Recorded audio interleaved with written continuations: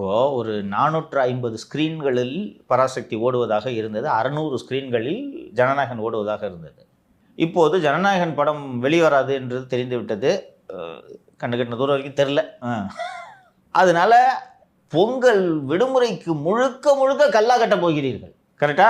பொங்கலுக்கு தீபாவளி போல ஒரு நாளில் முடிஞ்சிடாமல் பொங்கலுக்கு ஒரு 3-4 நாள் லீவில் இருக்கும். காணும் பொங்கலுக்கு எதையாவது காண வேண்டும் என்று மக்கள் வெளியே கிளம்புவார்கள்.